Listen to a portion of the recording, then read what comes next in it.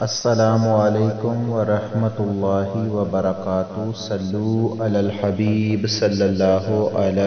محمد صلی اللہ علیہ وآلہ وسلم۔ رضائے الہی چینل میں آپ سب کو خوش آمدید کہتے ہیں۔ اللہ عز و جل سے دعا ہے کہ اللہ عز و جل آپ سب پر اپنا خاص کرم فرمائے، دونوں جہانوں کی بلائیاں عطا فرمائے، خوشیاں عطا فرمائے، ہر دکھ اور تکلیف سے محفوظ رکھے۔ اللہ عز و جل بے اولادوں کو نیک اور صالح اولاد عطا فرمائے، بے روزگاروں کو اچھے سے اچھا روزگار عطا فرمائے، اور جو بیمار ہیں اللہ عز و جل ان کو صحت کاملہ عاجلہ عطا فرمائے، اور آپ کی جو دلی خواہش ہے اللہ عز و جل سے دعا ہے کہ اللہ عز و جل آپ کی تمام دلی خواہشوں کو پورا فرمائے۔ ہمارا کورس جو ہے وہ ہے شرعی مسائل، ویڈیو نمبر 2۔ شرعی مسائل میں آپ کو بتایا تھا کہ ڈیلی بیس پہ آپ کو 5 مسئلے جو ہیں وہ بتائے جائیں گے۔ الحمدللہ یہ بہت سی کتب سے یہ مسئلے چن کے نچوڑ نکالا ہوا ہے مفتی صاحب نے، اور یہ 5 مسئلے جو ہیں ہم ڈیلی بیس پہ بتائیں گے۔ آج کے مسئلوں کی فہرست جو ہے اس میں ہے یتیمی کب تک رہتی ہے، ایمان میں شک، فرض اور واجب میں نیت، کرسی پر نماز اور ایک غلطی، اور نماز شروع نہ ہوگی۔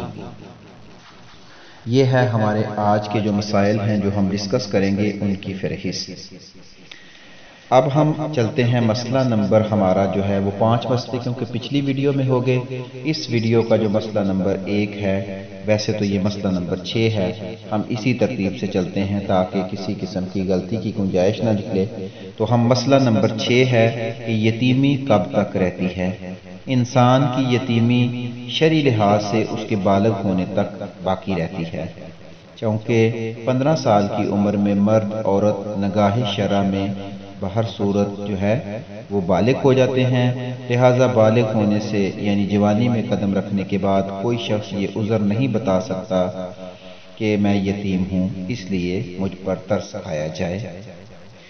یتیمی جو ہے یہ والد محترم کا اس دنیا فانی سے چلے جانا انسان کے لیے پھر یتیمی بن جاتی ہے، اور جو اس میں مین جو ہے وہ یہ ہے کہ جب تک آپ نابالغ ہیں، کیونکہ نابالغ کے اوپر جو ہے وہ شرعی احکامات ہی لاگو نہیں ہوتے، تو جب آپ بالغ ہوگے تو پھر آپ کے اوپر تمام شرعی احکامات بھی لاگو ہوں گے۔ تو اس لیے جیسے ہی آپ بالغ ہوئے، جیسے تو لاسٹ اس کی جو سٹیج ہے وہ 15 سال ہے، ویسے لڑکا 12 سال کی عمر میں بھی بالغ ہو سکتا ہے، 13 سال کی عمر میں بھی بالغ ہو سکتا ہے، اور لڑکی تقریباً لڑکے سے پہلے ہی بالغ ہو جاتی ہے۔ بالغ ہونے کی نشانیاں جو ہیں اس میں جو ہے وہ ایک علیحدہ ٹاپک ہے، لیکن احتیاطاً یہ ہے کہ لڑکی جو ہے وہ اس کو حیض آ جانا اور لڑکے کا جو ہے اس کو احتلام وغیرہ ہو جانا، یہ بالغ ہونے کی نشانی ہے۔ ہمارا مسئلہ نمبر 7 ہے کہ ایمان میں شک کرنا۔ ایمان 100% یقین کا نام ہے، لہذا ضروریات دین سے متعلق مثلا خدا کی وحدانیت، انبیاء کی صداقت اور قرآن حکیم کی حقانیت وغیرہ کے بارے میں اگر دل میں 1% بھی شک و شبہ پیدا ہو جائے تو بندہ دائرہ اسلام سے خارج ہو جاتا ہے۔ مثال کے طور پر آپ کو کوئی بندہ کہتا ہے کہ اللہ ایک ہے، آپ کے ذہن میں یہ بات آتی ہے کہ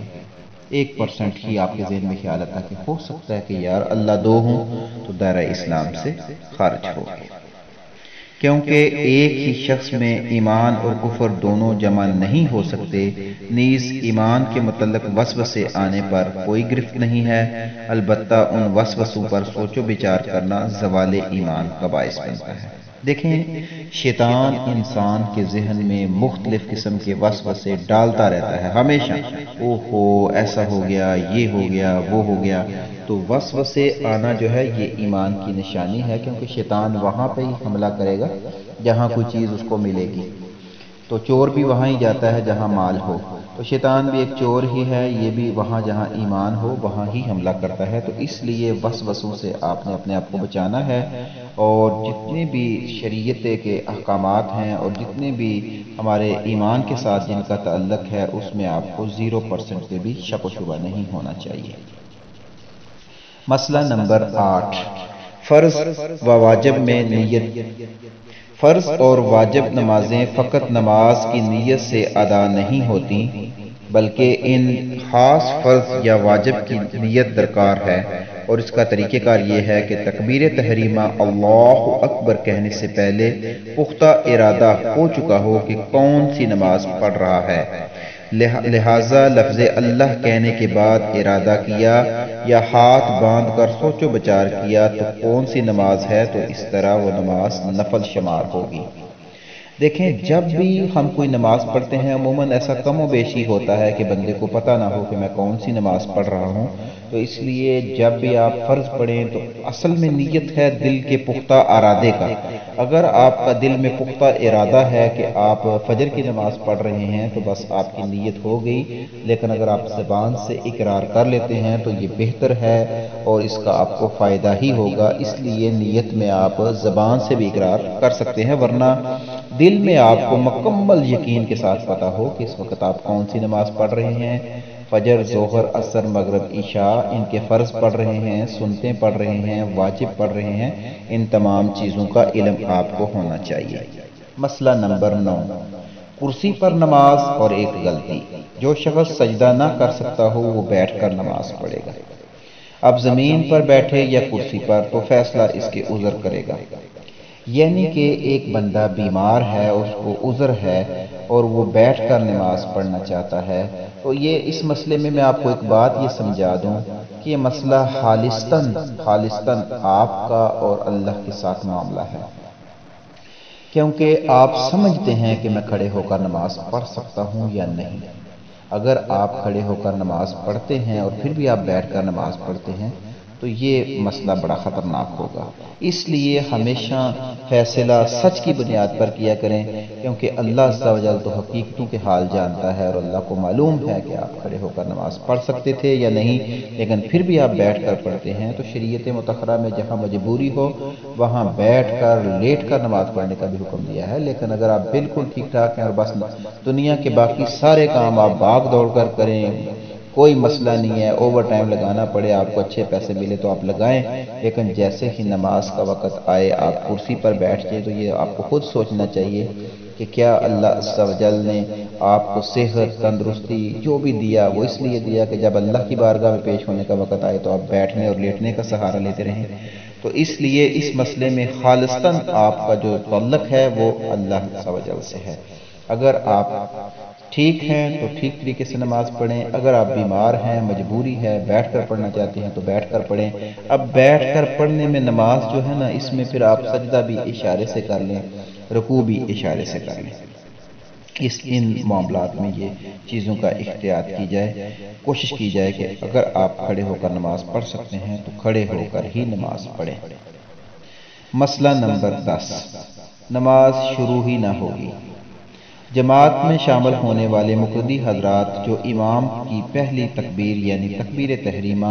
مکمل پڑھنے سے پہلے ہی اپنی تکبیر پڑھ لیتے ہیں، اور وہ اس خوش فہمی میں نہ رہیں کہ ان کی نمازیں ادا ہو رہی ہیں، کیونکہ مقتدی پر فرض ہے کہ جس وقت امام تکبیر تحریمہ اللہ اکبر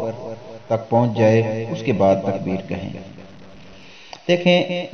مقتدی کا مطلب ہے کہ آپ ایک امام کی اقتداء کر رہے ہیں۔ جب آپ ایک امام کی اقتداء کر رہے ہیں تو پھر آپ اس امام سے آگے کیسے نکل سکتے ہیں؟ امام نے ابھی تک نماز شروع کی ہی نہیں اور مقتدی اللہ اکبر کہہ کر ہاتھ باندھ لے تو پھر اس کی نماز شروع نہیں ہوگی، وہ نمازیں ضائع کر رہا ہے۔ اس لیے جب آپ نماز ادا کریں باجماعت تو اس بات کو اپنے ذہن میں بٹھا لیں کہ آپ نے اقتداء کی ہے کہ پیچھے اس امام کے، جب آپ نے اقتداء کر لی پیچھے اس امام کے تو پھر آپ اس امام سے آگے نہیں نکل سکتے۔ اب اگر آپ امام سے آگے نکل جاتے ہیں تو پھر نماز